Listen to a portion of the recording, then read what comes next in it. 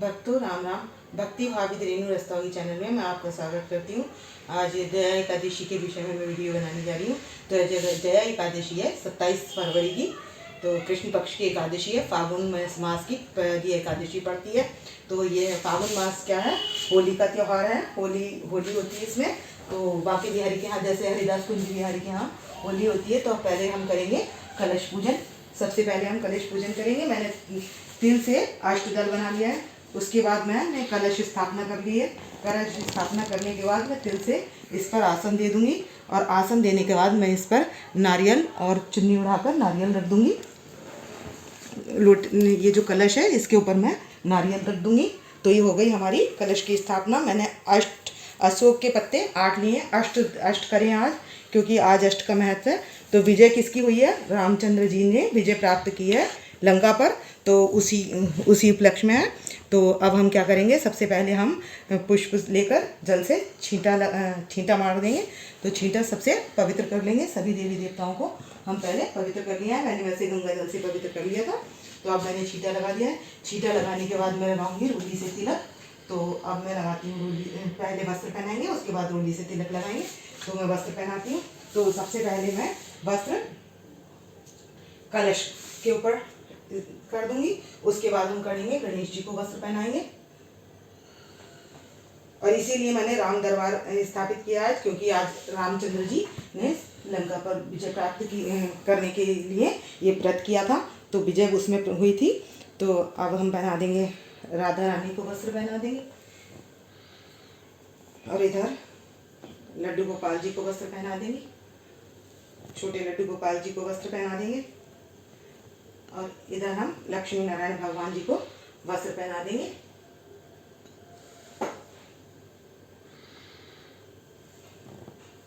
ये लक्ष्मी जी के आगे अर्पित कर देंगे।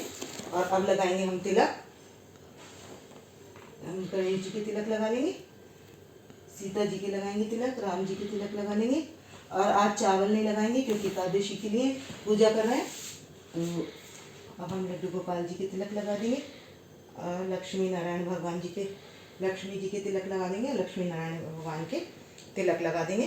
तो इस तरीके से हम तिलक लगा देंगे। तिलक लगाने के बाद हम इनके आगे पुष्प चढ़ा देंगे। अब हम सभी के आगे पुष्प चढ़ा दिए। अब पुष्प चढ़ाने के बाद करेंगे हम फल अर्पित। और करेंगे सबसे पहले गणेश जी को दुर्वा से भोग लगाएंगे। तो ये हमारी दुर्वा है, तो हम गणेश जी को दुर्वा के साथ भोग लगा देंगे। तो भोग लगाने के साथ यहाँ गणेश जी के आगे फल अर्पित कर देंगे। फिर हम राम दरबार के पास फल अर्पित कर देंगे, और राधा रानी के पास, और इधर लक्ष्मी जी के पास, और लक्ष्मी नारायण जी के पास। इस तरीके से हम सबको फल अर्पित कर देंगे। और गौ माता को भी फल अर्पित कर देंगे। और इधर हम लक्ष्मी नारायण भगवान जी को भी फल अर्पित कर देंगे। तो इस तरीके से हमने फल कर दिए अर्पित। अब लगाएंगे हम रंग गुलाल, क्योंकि फागुन चल रहा है। तो हम लगाएंगे अबीर, पुष्प से अबीर और गुलाल। तो मैंने ये गुलाल ले लिया है, ये अबीर और गुलाल ले लिया मैंने। तो ये पुष्प मैं अर्पित कर दूंगी, अबीर और गुलाल वाला पुष्प अर्पित कर दूंगी। उसके बाद हम लगा लेंगे थोड़ा सा अबीर गुलाल वाला गुलाल। तो हम अपने लगाएंगे, सबसे पहले गणेश जी के लगा देंगे थोड़ा सा, सीता जी के, राम जी के, और फिर लगाएंगे राधा रानी के, और लड्डू गोपाल जी के,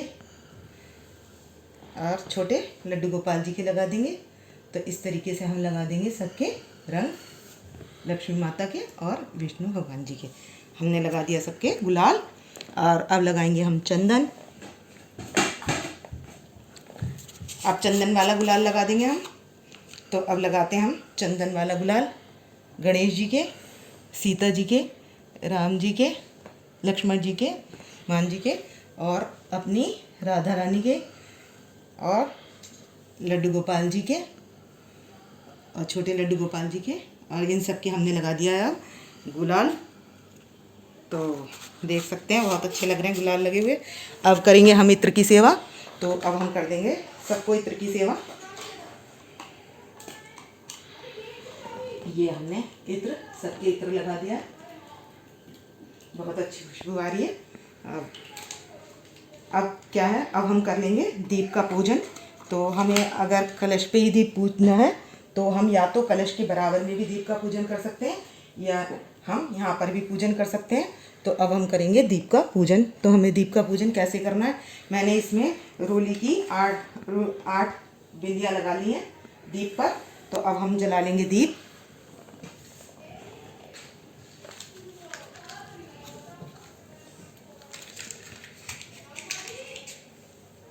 अब मैं दीप जला रही हूँ।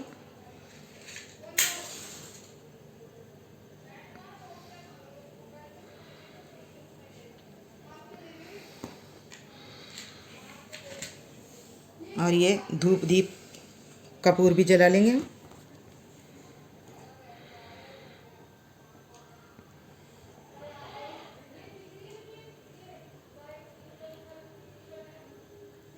और ये जलाकर हम इसमें रख देंगे। तो अब हमने ये जला लिया। तो अब करेंगे हम एकादशी की कथा। तो एकादशी की कथा में क्या क्या कथा है। तो अर्जुन पूछता है भगवान से कि भगवान विजय एकादशी की क्या कथा है और किस दिन होती है। तो भगवान बताते हैं फागुन मास की कृष्ण पक्ष की एकादशी को विजय एकादशी कहते हैं।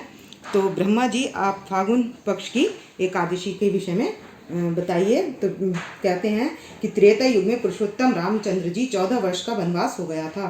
तब लक्ष्मण जी को लेकर सीता जी को लेकर चले गए थे पंचवटी।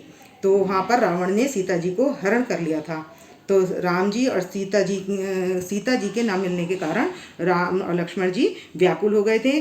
तो जटायु ने उन्हें बीच में पूरा वृतांत बताया कि सीता जी को रावण चुरा कर ले गया है। तब जटायु की मृत्यु भगवान जी की गोदी में हो गई थी, यानी कि राम जी की गोदी में हुई थी। और उसके बाद सुग्रीव से भगवान ने मित्रता करके बलि का वध कर दिया था। श्री रामचंद्र जी और सुग्रीव के मित्रता का वर्णन रामचंद्र जी का ये आता है, रामायण में भी आता है। तो ये क्या होता है, फिर इन अशोक वाटिका में रामचंद्र जी की सीता जी को रावण ले गया था, वहाँ उसने विराजमान कर दिया था उन्हें। तब रामचंद्र जी ने अपनी बानरों की सेना लेकर समुद्र के किनारे पहुँच गए और वहाँ पर उन्होंने युद्ध किया रावण से। तो जो ये युद्ध किया तो उसमें क्या हुई, रामचंद्र जी की विजय हो गई। तो लक्ष्मण जी ने ये वचन दालव्य ऋषि जी से पूछा कि आप यहाँ किस कारण से आए हैं। तब ऋषि को बताया कि मैं अपनी सेना लेकर राक्षसों को जीतने के लिए लंका जा रहा हूँ। आप कृपा करके समुद्र पार करने की कोई विधि बता दीजिए। तो बकदालव्य ऋषि जी ने बताया कि मैं आपको उत्तम व्रत बताता हूँ जिसके करने से आपको विजय प्राप्त होगी। और वो कौन सा व्रत था, वो था विजय एकादशी का व्रत। तब रामचंद्र जी ने पूछा कि फागुन मास की कृष्ण पक्ष की विजय एकादशी के व्रत करने से अवश्य ही समुद्र पार कर जाओगे और तुम्हें विजय प्राप्त हो जाएगी। दशमी के दिन स्वर्ण, तांबे, चांदी और मिट्टी का कलश बनावें और उस पर पंचपल्लव या अष्टपल्लव, मैंने अष्टपल्लवों का करा है, तो आप अष्टपल्लव भी कर सकते हैं क्योंकि ये बड़ी पूजा है। तो बड़े में अष्टदल अष्ट से पूजा की जाती है। तो और दशमी के दिन क्या करें, सात तरीके के नाज ले लें और ऊपर जौ रख दें। यहाँ पर मैंने तिल लिए हैं तो आप जौ ले लें और जौ के ऊपर दीपक की स्थापना कर दें। और बराबर में यदि आपकी मूर्ति हो, जैसे छोटी लक्ष्मी नारायण जी की मूर्ति, तो आप यहाँ पर भी विराजमान कर सकते हैं, तो उस पर रख दें। और भगवान की स्वर्ण की प्रतिमा ना हो तो आपके पास जो भी कोई प्रतिमा हो तो आप वहाँ लेकर उसको स्थापित कर दें। और नित्य अपने जो भी कर्म है वो करके धूप, दीप, नैवेद्य और नारियल, मैंने ये नारियल ले लिया था, तो नारियल से हमें भगवान की पूजा करनी है। तो और उसके बाद करें हम रात्रि जागरण, तो हम उसके बाद रात्रि जागरण कर लेंगे। और दशमी के दिन हम क्या करें, ये इस व्रत का संकल्प ले लें और सुबह को स्नान आदि करके हम ये जो भी ये अनाज का काम बताया है, ये मैंने बताया दशमी के दिन करना है आपको। और सुबह तिल, जो एकादशी वाले दिन चावल या जौ कुछ नहीं छूना है, तो हमें ये पहले ही स्थापित करना है। और उसके बाद हमें तिल का आसन देना है, जो भी देना है हमें फूल और पुष्प, जो हम कथा के सुनने के बाद भी चढ़ाएंगे, तो हम चढ़ाएंगे तिल और पुष्प। तो क्या है, फिर उसको हम कलश को, वो जो कलश होगा हम ब्राह्मण को दान दे देंगे। तो पुरुषोत्तम श्री रामचंद्र जी ने मुनि की आज्ञा अनुसार इस व्रत को किया और इस व्रत को करने के बाद क्या दोनों लोकों में विजय प्राप्त की। और इस या एकादशी के पढ़ने से वाजपेयी यज्ञ का फल मिलता है। और इतने ही नहीं, जब हम सब भी ये करते हैं तो हमें भी जो हमारे कार्य हैं, जो असफल हो रहे हैं कार्य, उसमें हमें विजय प्राप्त होती है। तो इस एकादशी से हमें विजय मिलती है, मतलब सफलता मिलती है। तो अब हम ये पुष्प और तिल कर देंगे गणेश जी को अर्पण।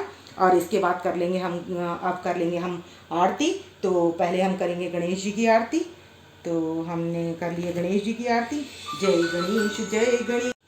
24 एकादशियों की आरती करने के बाद गणेश जी की आरती करें। गणेश जी के बाद विष्णु भगवान जी की और लक्ष्मी जी की आरती कर लेंगे। उसके बाद कर लेंगे हम गंगा जी की आरती। और उसके बाद हम, जैसे हर बार मैं 24 एकादशियों के नाम ले लेती हूँ, तो उसके बाद हम 24 एकादशियों के नाम ले लेते हैं, क्योंकि उससे भी हमें गंगा स्नान का फल प्राप्त होता है, इसलिए हम वो एकादशियों के नाम ले लेंगे। और उसके बाद हम बजा देंगे, अब हम इनको लगा देंगे, ताली बजाकर भोग लगा देंगे भगवान जी को। शंख का जल सारे में छिड़क देंगे। और अब करेंगे पुष्पांजलि अर्पण। करो ग्रहण करो महाराज, कृपा दृष्टि अवलोकिए, शरण पड़ेगी लाज। ये हम 3 बार करेंगे। और फिर उसके बाद हम क्षमा प्रार्थना के लिए कर्पूरी पुष्पांजलि के पुष्प अर्पित कर देंगे। और करुणा पुष्पांजलि के बाद हम करेंगे क्षमा प्रार्थना। तो क्षमा प्रार्थना में कर्पूरी गौरम वाली, हम जो हर बार कहती हूँ मैं, वही वाली कर लेंगे। और उसके बाद हम ये सब पूजा करने के बाद हम रख देंगे दक्षिणा। तो अब हम यहाँ पर दक्षिणा रख देंगे। तो भक्तों, यदि आपको मेरी वीडियो पसंद आए तो प्लीज़ लाइक करें, सब्सक्राइब करें और शेयर करना ना भूलें। और जो आप यदि मेरे चैनल पर पहली बार आएँ तो प्लीज़ सब्सक्राइब कीजिए।